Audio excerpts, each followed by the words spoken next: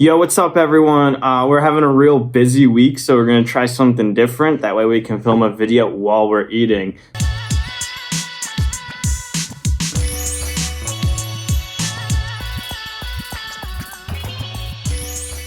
So this is called a mukbang? A mukbang. Is it? No, it's called mukbang. It's called a mukbang. So basically, Yulia's gonna ask me a bunch of questions. We're gonna talk, and I'm gonna eat food. And apparently, people like to watch people eat food while they're doing this.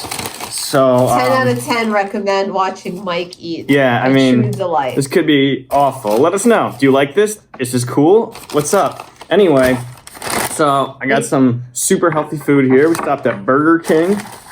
We got medium fries. And we got...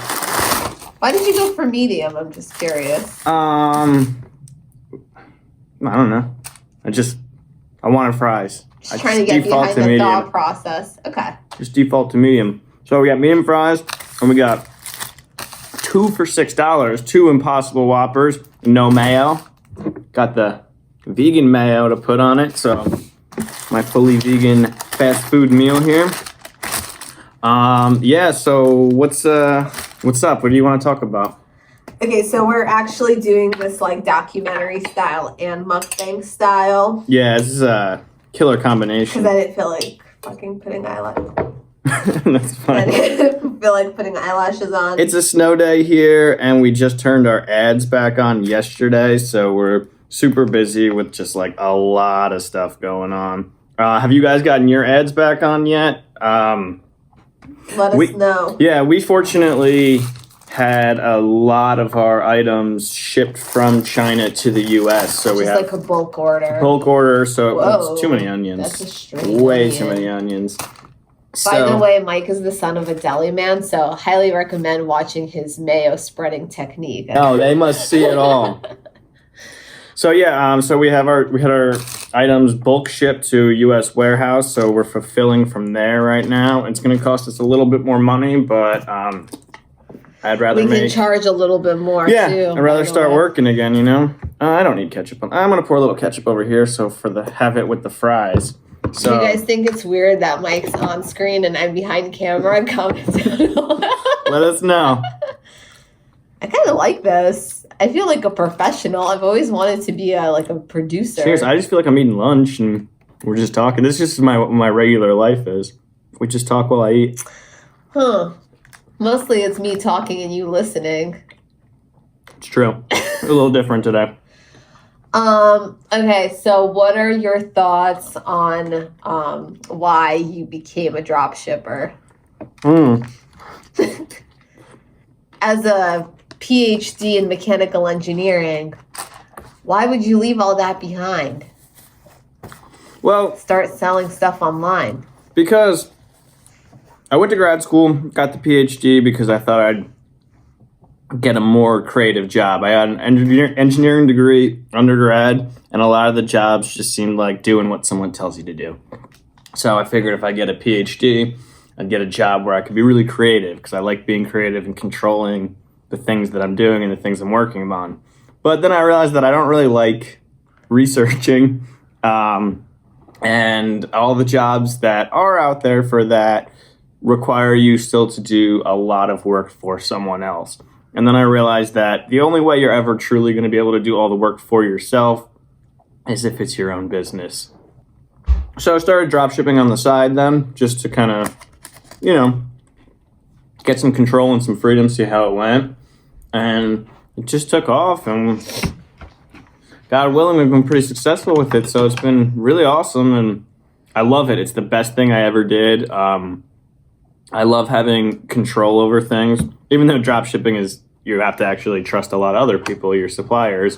But I love optimizing systems. I love turning things I just love optimizing things. That's kind of my favorite. Yulia's more of the creative wing, and I'm more of the optimizing wing. She's the starter, and then she's more of the creative person. She comes up with the ideas and the things. It's true. Do you have any thoughts on that? Why do you think I became one? Here's the reason why I think there's something more to it. Mm-hmm. It's because, drop shipping is, and in general, just like being an entrepreneur is like so fucking hard. And you have to go through so many trials and be so resilient and persistent and like spend a lot of money usually and a lot of time and effort before you see a lot of success. Yeah. And that's like most people don't succeed in drop shipping because of that, because like, you know, it takes a lot. Mm-hmm. So like someone who really wants to make it happen is the only person who's going to go through that, especially because a lot of the things aren't teachable either. Like you have to kind of teach yourself. Like you can learn the basics online, but a lot of it is you can really only learn through trial and error. So like why now? Why this sperm? Like why are you doing this? We talked about that a lot in the beginning. Remember, I was like, I just want a job that I can come home at the end of the day and not think about it. I just want a 9 to 5. I just want to have my weekends. And this is anything but that. Yeah. Because this is, you're always on, always working. But when you get just a little taste of self-made success like that, it's like a drug. It's the most addicting thing in the world. And I will put up with working twice as much as I ever would have just to get that feeling sometimes, because that's the most alive I've ever felt. Wow. So it's like adrenaline, passion. When everything comes together, it's the best. It's everything. Yeah, and you know, that's like something I struggled with for a while is like, can someone really be passionate about drop shipping? You can see yourself? No, but I mean, people are watching me eat while you're talking. Oh, well, I'm doing my mascara. You know, because maybe we'll film another video after this if we have time. Look at this, Mike. Mukbang, YouTube, and a documentary series all in one. We're really all right spreading our wings here. This is CoverGirl Exhibitionist. I only bought them because they recently went vegan, and I'm here to support that. Okay. So I feel like a lot of times it's hard to be passionate, like on the surface, it's hard to be passionate about dropshipping because like you're selling different products to different niches, blah, blah, blah, blah, blah. But the truth is like passion comes from momentum. And with dropshipping, it's like when you strike and you get that perfect combination of your ad succeeding, like happy customers, like building a strong brand with repeat customers, it's like the best feeling. You feel like you're on top of the world and you're really creating something bigger than yourself.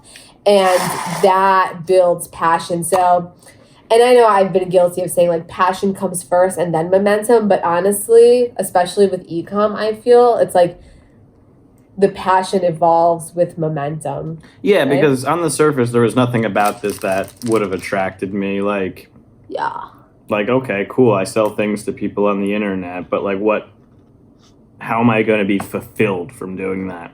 Yeah. But it is so fulfilling for those reasons. So if you're doing CBOs and stuff, just know, like, and you're not finding success right now, or you're having a ton of success, just know that Facebook is migrating the whole platform over to CBO as we speak this whole week from like February 20th through, I guess, the full switches on the 27th. And then a couple days after that, too.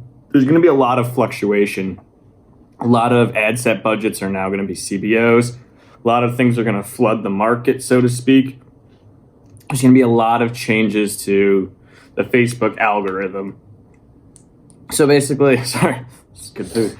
Basically, if you just took your first stab at it and it's not working out so well, just be patient because things are going to be changing rapidly over the next week plus. So, just keep that in mind that even if you got it down, it's still changing constantly. So be vigilant, be on top of it, always be checking. Always be checking. Mm-hmm. Is this really good advice? This is like a get ready with me. I don't even know if they can see me on camera. Trader Joe's sparkling water, blueberry lemonade. Delicious. Very inspirational. Oh, yeah. We were walking around the other day, a college campus because it's nearby. It's a nice place to walk. Shit was shut down because of the coronavirus. We had nothing to do. We were just walking and thinking. And it kind of reminded us that, like, when we started the businesses, we lost a lot of money in the beginning, but we didn't really truly know what we were doing at first.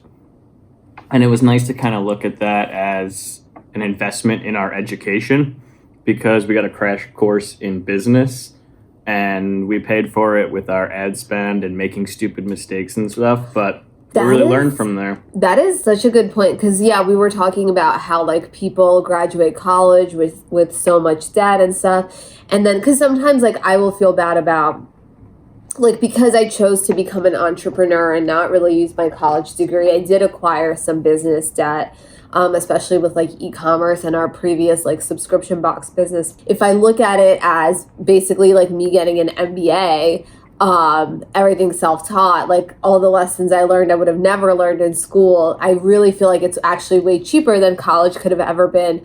And I don't feel bad about spending money on business. I think sometimes, like, it's so easy for someone to spend like 50 grand or 20 grand on school, but to spend even like $1,000 on personal growth or a business that you're truly passionate about, it's like, no, I could never do that. But like $50,000 to learn like freaking Stat 101 is like an easier pill to swallow for some reason. But if you just kind of reframe your mind around that, like, it's really, I don't know, I feel like it makes it more accessible and exciting, like with the money mindset mentality to start a business. Does that make sense? Yeah, I started the sentence, so. So yeah, I think that's like really important. Like even with like personal growth stuff, like I used to feel like really selfish for like going to like Tony Robbins seminars and things like that. But looking back, I'm so grateful I did that because that has brought me further as a person and a business like person more than, college ever did. I'm grateful for my college experience, but I'm really glad that I invested Tomatoes. in myself in unconventional ways. So don't be afraid to invest time and money in your business is what I'm saying, because look at it as like you're creating your own curriculum. Mm-hmm. And this isn't to say to be anti-college, because I don't regret going to college. I don't regret learned a ton in college, and I dropped out of college 3 times. Well, I got my bachelor's. I went to grad school 3 times. Dropped out 3 times, but it's okay. Fine, you're figuring out what you want to do. Don't regret it. Mm-mm. I was just finishing your sentence while you were chewing. Thank you. That was helping you. You want a bite? No. All right, so the moral of the story is, guys, whatever you want to do, just freaking go for it. Like, any excuse you have not to go for it, just put it to the side, because whenever you're doing something scary or something that like calls for a bigger version of you, that and like all those like self-doubt thoughts come up, all those fears come up, that is like a sign that you're doing the right thing. So whenever those thoughts come up, just be like, hell yeah, like I'm getting all these doubts and these fears. That means I'm pushing myself and I'm going to the next level and I'm really going for it. And also a really great quote I heard the other day, I think it's from Jim Rohn, is like, you control the gateway to your mind. And like, I remember when I was working a 9-to-5 in grad school at like freaking Ivy League school and building my business, literally like, I was working 24/7 and I never had anything stop me because I was so determined and like I was in complete control of what I input into my mind. Like I surrounded myself with positive people. I was constantly listening to like motivational videos, like educational podcasts, like anything that would help me move further is what I was inputting, and anything that would hold me back, I just I didn't even have time for that because like I was just so driven. So just know that you create your own environment. Obviously there's things we can't control, but the things we can control are what is going to lead us to our greatest success or our greatest failure, depending on what you do with that. So just freaking go for it, guys. Get comfortable being uncomfortable. Yeah. That's it. Because starting your business is scary. Success is scary. Scaling is terrifying. Mm-hmm. It always happens. We're kind of different like that. Like when coronavirus is going, it's Chinese New Year and we slow down, Yulia starts to panic because she's like, we're not putting in work. We're not making money right now. Like, what's going on? And that's when I'm always like taking my breather and being like, okay, things are less crazy.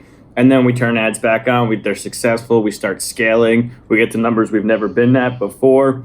I can't sleep at night because I'm always like, is there enough inventory? What's going on? And that's when you're more at peace because you're like, nice, the business is growing. This is my emotional home. Yeah, I feel more comfortable like in uncertainty than certainty because I've like really trained my mind to like love uncertainty. And I'm not there yet. But I mean, I do it anyway, but because I know it's good for me, but it's the hardest times. When we are most successful is when I'm most stressed out. Yeah. And you're the opposite. Yeah. I'm working to be like her. No, I think that's why we work well together. But like, I think as an entrepreneur, you do have to accept the fact that literally most things in life are uncertain. So I find peace and certainty within myself. Like I know that I'm resourceful. I know that I find solutions and I don't let problems control me. I control them. So that's why when there is uncertainty, like with scaling or inventory that I know I can figure it out, like I'm calm. But like the coronavirus, like I'm not a doctor. I don't know how to cure the coronavirus or help. So that's when I get stressed out, you know. I think that's about it. It was the tomato that fell off. So I hope you guys like this mukbang, get ready with me, makeup tutorial. Interview. Documentary. Snow day video. And next time you see us, well, let us know. We're going to blow your mind. Was this good or was this like the worst thing you ever saw? Let us know. Peace. Oh, wait. Wait. We have a free Facebook group. Don't forget to join the Ecom Leaders. Ecom Leaders. Click the link here and in the description and join us in our free Facebook community. I found a couple more fries in the bag, so. Congrats. Okay.